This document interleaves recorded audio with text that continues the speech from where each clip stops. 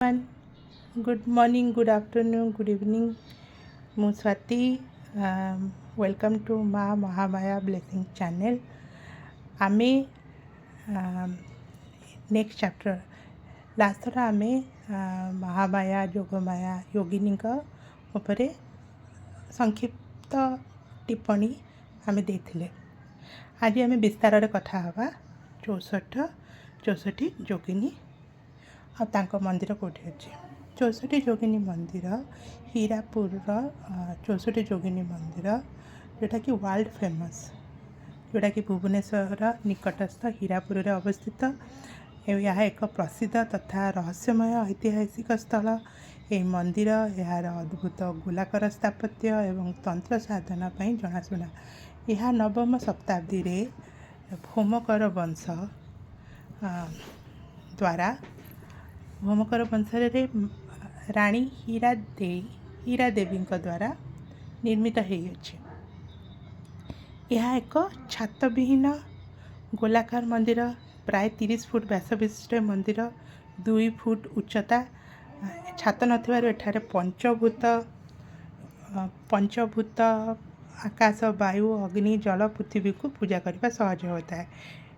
ନିର୍ମାଣ ଏହା ନବମ ଶତାବ୍ଦୀରେ ନିର୍ମିତ ଭୌମକର ବଂଶର 64 ବଂଶର ରାଣୀ ହୀରାଦେବୀଙ୍କ ଦ୍ୱାରା ନିର୍ମିତ ହୋଇଥିବା ବିଶ୍ୱାସ କରାଯାଏ। ତାଙ୍କ ନାମ ଅନୁସାରେ ଏହି ଗାଁର ନାମ ହୀରାପୁର। ଦେବଦେବୀ ମନ୍ଦିରର ଭିତର କାନ୍ଥରେ କଳା ମୁଗୁନି ପଥରରେ ଖୋଦିତ 64 ଜଣ ଯୋଗିନୀଙ୍କ ପ୍ରତିମା ରହିଛି।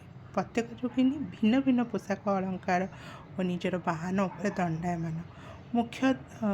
ମନ୍ଦିରର ମୁଖ୍ୟ ଦେବୀ ହେଉଛନ୍ତି ମହାମାୟା। ମନ୍ଦିର ମଝିରେ ଏକ ବେଦୀ ଅଛି, ଚଣ୍ଡୀ ମଣ୍ଡପ, ଯେଉଁଠିକି ଭୈରବ ପୂଜା ପାଆନ୍ତି। ଏହା ଭୁବନେଶ୍ୱର ଏୟାରପୋର୍ଟ ଠାରୁ ପ୍ରାୟ 15-20 କିଲୋମିଟର ବାଲିଅନ୍ତା ବ୍ଲକ ହୀରାପୁର ଗ୍ରାମରେ ଅବସ୍ଥିତ।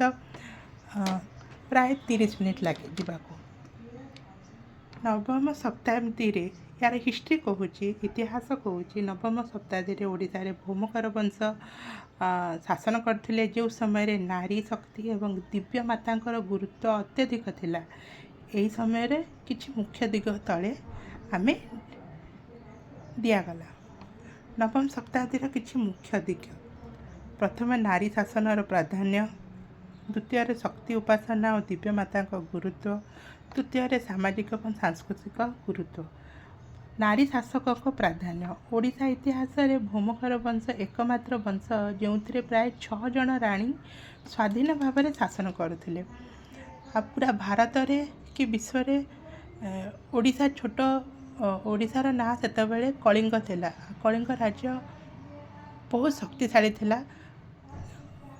ଇଭିନ୍ ଅଶୋକକୁ ବି ବହୁତ କଷ୍ଟ ହେଲା କଳିଙ୍ଗକୁ ଜୟ କରିବା ପାଇଁ। ଆମେ ସମସ୍ତେ ଜାଣିଥିବେ ମଗଧର ଷ୍ଟୋରି, ଆମେ ସବୁ ଜାଣିଥିବେ ଦୟାନିଧିର ଷ୍ଟୋରି। ଛାଡ଼ନ୍ତୁ, ନବମ ଶତାବ୍ଦୀରେ ଭୌମକର ବଂଶର ଏକମାତ୍ର ବଂଶ ଯେଉଁଥିରେ କି 6 ଜଣ ରାଣୀ ଲଗାତାର ଭାବେ ସ୍ୱାଧୀନ ଭାବରେ ଶାସନ କରିଥିଲେ। ପ୍ରଥମ ତ୍ରିଭୁବନ ମହାଦେବୀ, ସେ ଥିଲେ ଏହି ବଂଶର ପ୍ରଥମ ନାରୀ ଶାସିକା। 843ରୁ 850 ଖ୍ରୀଷ୍ଟାବ୍ଦ ସେ ନିଜକୁ ଶକ୍ତିର ସ୍ୱରୂପ ମା କାତ୍ୟାୟନୀଙ୍କ ସହ ତୁଳନା କରିଥିଲେ ଏବଂ ପରମ ବୈଷ୍ଣବୀ ଉପାଧି ଗ୍ରହଣ କରିଥିଲେ। ଅନ୍ୟାନ୍ୟ ରାଣୀ ଗୌରୀ ମହାଦେବୀ, ଦଣ୍ଡୀ ମହାଦେବୀ, ପୃଥ୍ୱୀ ମହାଦେବୀ, ବକୁଳ ମହାଦେବୀ ଓ ଧର୍ମ ମହାଦେବୀ ସଫଳତାର ସହ ଶାସନ ଭାର କରିଥିଲେ।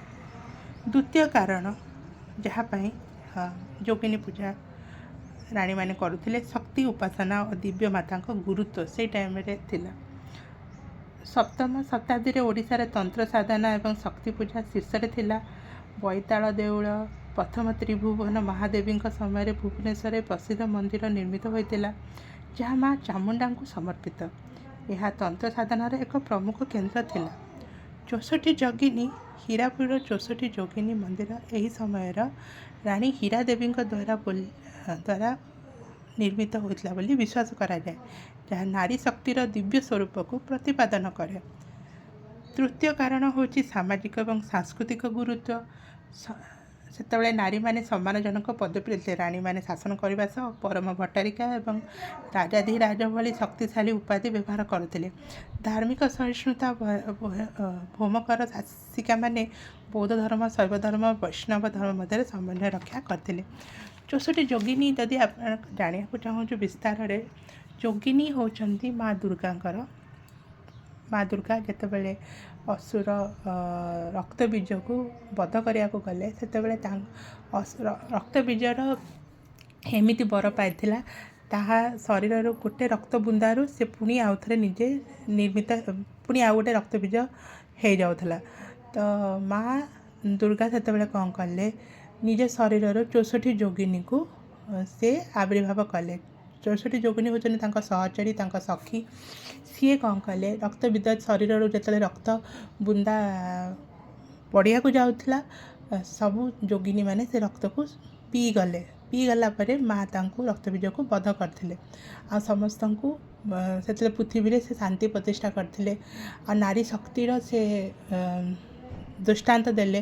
ଆଉ ଶକ୍ତି ଆଉ ଦେବଦେବୀ, ସାଧୁଜନ ସମସ୍ତଙ୍କୁ ସେ, ମାନବ ସମାଜ ସମସ୍ତଙ୍କୁ ସେ ରକ୍ତବୀଜର ଅତ୍ୟାଚାରରୁ ରକ୍ଷା କଲେ। ଧନ୍ୟବାଦ।